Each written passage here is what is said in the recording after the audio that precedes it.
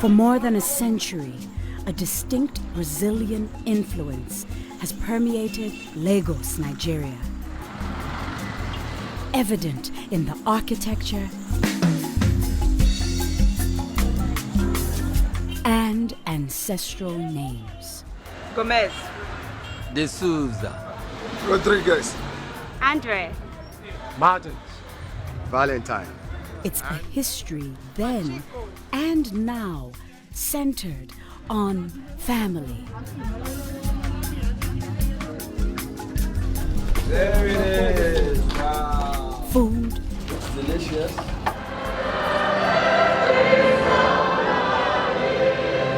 And above all, faith.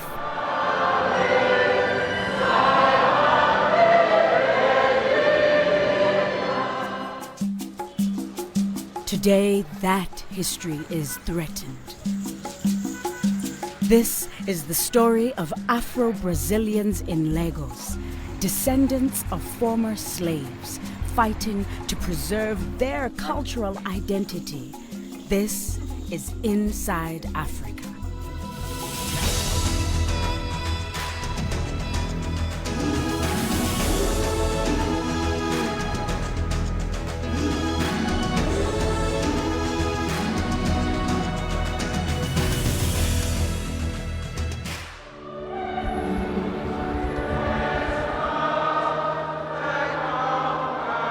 Mass at the Holy Cross Cathedral in Lagos. Just days before Easter celebration, a most sacred time for Christians.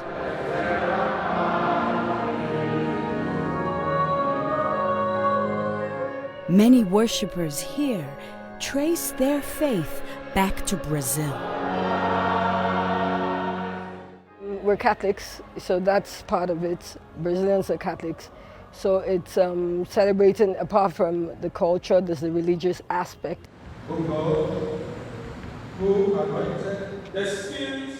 When I was in church, I saw my second cousins, I saw my aunts, and the church is dominated by Afro-Brazilians, the Holy Cross Cathedral. So it's sort of a reunion for us. A time for reunion and remembrance. For mother-daughter Elizabeth and Taiwo Joseph. Okay, this is nice. This is, where is this? Brazil. I can see Daddy here. This is Brazil as well. I like what she's wearing, Oleku. What's happening here? Okay, Is this Daddy, me? Yes, that's you. And Daddy. The Josephs are one of thousands of families whose Nigerian ancestors were captured in the 19th century, shipped out to Brazil, then sold into slavery. The Afro-Brazilian came in from my great-grandparents, from both sides, who were slaves. They were slaves that were carried away from West Africa to Brazil. So in the 20th century, with the abolition of slave trade, some Africans decided to stay in Brazil and some decided to come back home. They called them returnees, and in the 1800s, they brought with them a blend of two worlds.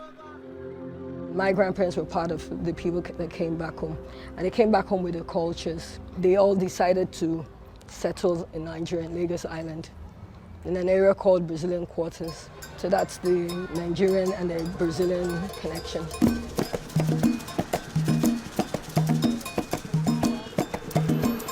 Also known by its Brazilian name, Popo Aguda. Today, that once bustling enclave is but a shadow of its former grandeur, a victim of decay and disinterest. And while her family has remained in the area, preserving the Afro-Brazilian legacy in daily life is not easy.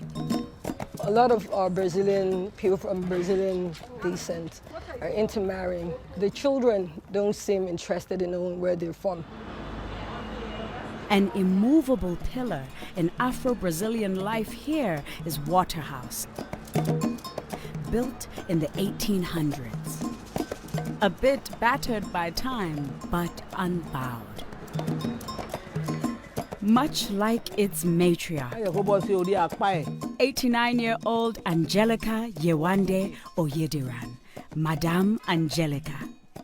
Brazilian descendants are cooking and enjoying feijão.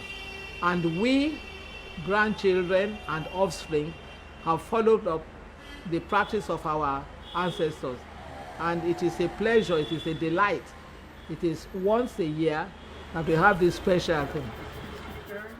Feijão, a black bean dish prepared at Easter time in just about every Afro-Brazilian home, one of many foods brought across the Atlantic.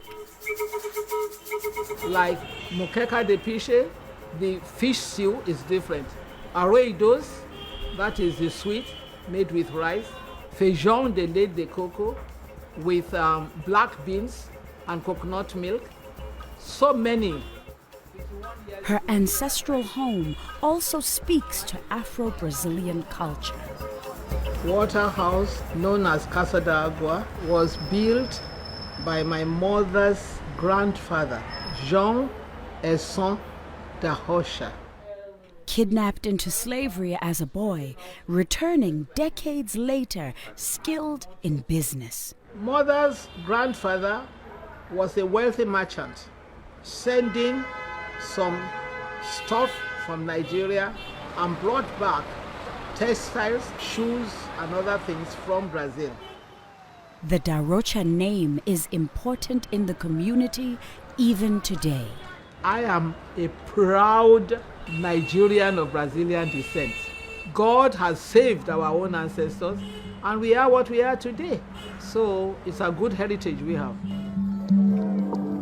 But heritage can be complicated. Graciano Oladepupo Martins also comes from a line of prominent Afro-Brazilians. This is Martin Street, named after my grandfather. Today, it's a street in the heart of the Lagos Balagon market. But more than 100 years ago, a different kind of commerce could be found here. During the slave trade era, my great-great-grandfather was a merchant. When the slave catchers were coming all the way from the west, they used to stop at his compound because they knew he was a trader. So he now became a merchant, slave merchant as well. When they bring the slaves, some will stay here, and then the buyers will come to select. And all these places, there was nothing as at that time. All these houses were not in existence. And as president of the Brazilian Descendants Union, he's often at the Popo Pavilion, a central meeting point for the community. People like me and some other Brazilian descendants are around. We made it a point of duty that we should not all leave the community. If we should, there will be an infiltration of other people coming to destroy what our great-grandfathers built. I'm just scared of my children not knowing where they're from, and our heritage is our identity.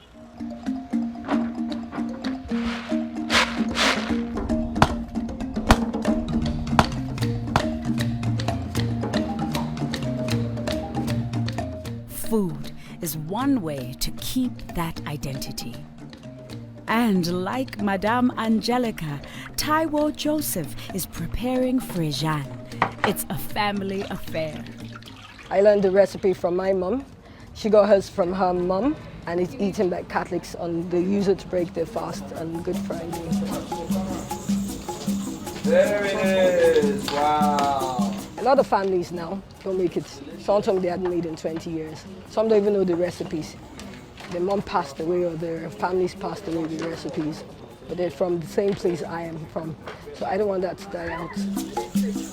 While culinary and religious traditions are alive and well in the Brazilian Quarter, the survival of Afro-Brazilian architecture is another matter entirely.